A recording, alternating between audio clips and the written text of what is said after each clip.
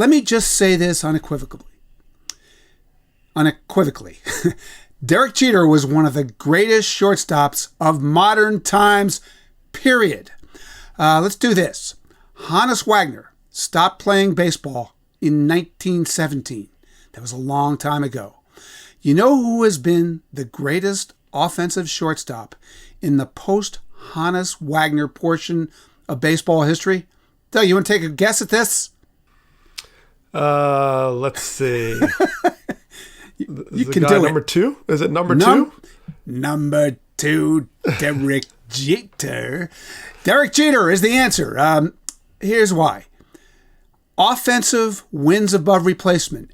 Every shortstop of the live ball era, he ranks number 1, and it's not close. Twice as many 200-hit seasons as any other shortstop in all that time. 8. Twice as many seasons hitting 300 than any other shortstop in the last 50 years. He's got 12 of those.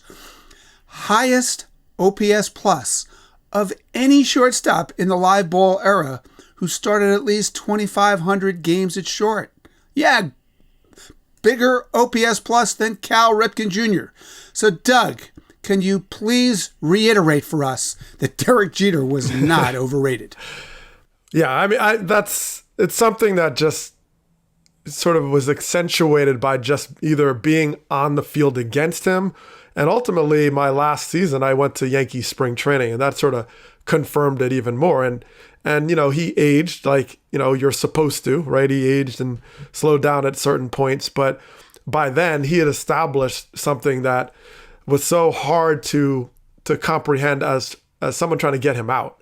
And you think about the meetings, right? You play against players and you go into meetings and say, how do we get this guy out? Like, how do we pitch this guy? How do we know? And Jeter was an enigma. And the thing about him is, like, the way I think of it is I was trained under Jimmy Pearsall. And Jimmy Pearsall, as an outfield coach, would say, hey, look, you are always in motion as a center fielder. You see everything in front of you. You see the pitcher, the catcher, you know where they're setting up. You know the pitcher's capability, you know the count, and you know the hitter's tendencies. And based on all that information, when the ball is about to hit, enter the hitting zone, you should be in motion. You should be already cheating because you should be able to deduce that, okay, this is more likely to be a ball hitting right center. So a lot of times I was already a step or two headed where I was going before the contact was made, and you get really good at it. And so Jeter was one of those rare few guys that you couldn't really cheat on. You couldn't really get that extra jump on because he could disguise his swing with the best of them. I mean, part of it was, think about a fastball inside. If the fastball's coming in, you have to get the head of the barrel out quickly to pull it. If you're too late, you get jammed. But when you have a Jeter approach with this inside-out swing, you can then let it get deep, even get beat unintentionally, and then throw your hands inside out and get the barrel. So what that does is it takes the same pitch where you're anticipating as a center fielder that he's going to pull because it's inside and the hitter is a pull hitter like Sheffield or something. Then Jeter is able to carve that to right field. And now he slices it the other direction. So now I can't really lean one way or the other. I have to wait for him to make his contact. And that split second is the difference between a running catch and a double. And so he was truly a master of disguise. You think of someone like Andre Agassi, players that had great returns of service, their ability to return serves, and they could disguise their swing, and all of a sudden they hit a cross court. You don't know where they're going, and the later they can disguise it, the more effective and flat-footed your opponent is. That was Derek Jeter, his ability to carve it all over the place. So not only did he have the numbers, he just had something unique to him, his ability to really be this sort of master of disguise.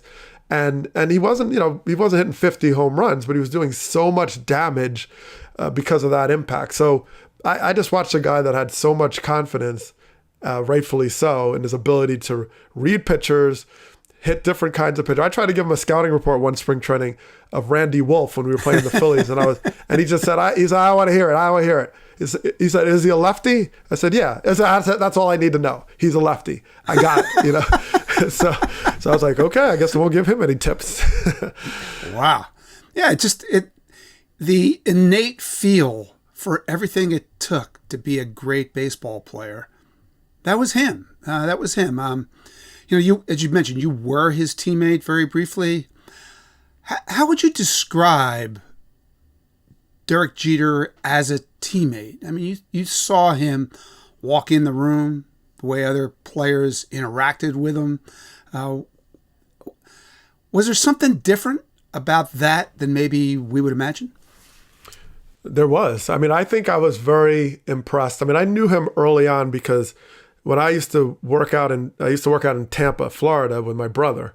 And so when he was coming up, I would see him and, so I knew him early. I played against him in the Arizona Fall League. And I remember thinking, wow, he didn't have a lot of pop, but he had that inside out swing. He was always hitting, so I played him, right center field. That was his style. But what came with that was this true ambassadorship. He was, when I saw him later in life, 2005, I was impressed how he signed every autograph. He was out there talking to people. I remember a guy came and I was stretching. He said, "Tell Jeter his high school baseball coach." It was somebody from way back. And, I went out there and told him and, he's like, "Who is it?" So I kind of explained it and then he was like from Kalamazoo or whatever. He just, he was very gracious with the fans. He understood his role. He understood the impact it had to celebrate the game. And he, this is Jeter, so there's no limit to how many autographs you could sign. It would never end. And he found ways to just do it, just be out there early and really had that sort of calm about him. And his approach, it reflected that on the field. He was very calm, really true ice water. It wasn't just like stoic. I mean, he really was in control. And you could tell that he had a sense of, I'm a step ahead of you. And, sort of like facing Greg Maddux. He just had that approach and confidence to go with it. And you're not talking about a guy who hit the ball 450 feet to the opposite field or was, a blazer. He was good speed, but, he wasn't like, oh, these are the tools. He had these intangibles. And the intangibles kind of translated to things that were important about, spreading the joy of the game, right? Being someone that you want to look to represent the game. And therefore he transcended baseball, right? He was a superstar on every level, whether it's the commercials or just the idea of being iconic. And I always found it, especially playing with him for that brief spring training in 2005, and I always found it kind of insulting when I heard them talk about Jeter like he wasn't as good as he was, or he was. I understood he wasn't necessarily like, Ozzie Smith at shortstop, but there was things that you couldn't explain about his instincts for the game that sort of also separated him. And I watched a player that was completely dominant, and knowing that, okay, if you got obsessed with home runs, that's one way to look at it. But this guy was authentic, and there was something to him that was a separator. And I was told this story about how he, before my son was born, we kind of already knew what his name was going to be. And I was painting the nursery, I was making this room and I was excited, and I was on the roof and whatever. And I thought about the bat rack of whose bat do I want to put and hang in this room. And I had trouble because I was really annoyed at the PEDs and steroids and how it clouded my career. I really couldn't think of a whole lot of players that were great, but also kind of out of that cloud. And then I said, no, it's got to be Derek Jeter. It's got to be Jeter. So I want Jeter's bat signed, personalized to my son, and I want that up there. So I texted him, and I'd been out of the game for 3 years, and I still had his number, and but he would respond. So I texted him. I said, "Hey man, don't want to bother you. I know you're in spring training. Can you mind sending a bat? I kind of thought about it. I really like your bat personalized to my son, and if you could do that, that would be great." Not only did he send the bat personalized, it was overnighted. It literally arrived the next morning at my doorstep in a box, and I put it up, and it was like, it's to my son, Derek Jeter signed, and just put it up on the wall. I mean, that's how he was, and when he announced the retirement, I was calling the Baltimore game, the series, right, the sort of their last home series, and I came out and talked to him. I gave, this is how much appreciation I had from as an ambassador, as a player, as a person. I actually wrote a handwritten card, thank you note for his career. And I gave him, a bunch of stuff just to thank him for. So that tells you a lot. That's not something I even thought of for anybody that I played against, let alone with. So I think he's underrated on a lot of levels, and that's why he's more than a Hall of Famer in my book. Yeah, he's reached that place where not too many people get there, but you get where you get so overrated, you're underrated. Right. That's the thing about Derek Jeter. He was underrated, and not just in the numbers he put up or even his role in all those championships. It was that thing that you just described. It was understanding who he was, what it meant to be him. There's so many star baseball players, star athletes who don't understand the responsibility that goes with that level of stardom. He always got it. He got every aspect of it. I know that there were people in my business who didn't enjoy the Derek Jeter interview sessions because Derek, post-game, he would answer questions, but like you weren't going to learn anything earth-shaking. But I really enjoyed talking to him because, you know what, Doug? Like he was the man. He was the face of baseball. And any day that you went to a Yankee game or a Yankee spring training game, you could walk in the room and know at some point Derek Jeter was going to come to his locker and you could speak to him every day. Like that doesn't happen with very many stars of his stature. And so that kind of leads into my story. I mean, when you were talking about intangibles, this is my favorite Derek Jeter story. This was about maybe 10 years ago. I was writing a story about winners, which I know is a term we throw around a lot. But my thought was I'm going to try to define what separates true winners from everyone else. I know it seems surprising, but I thought, hey, I should talk to Derek Jeter about this. Call me crazy. That's just what I thought.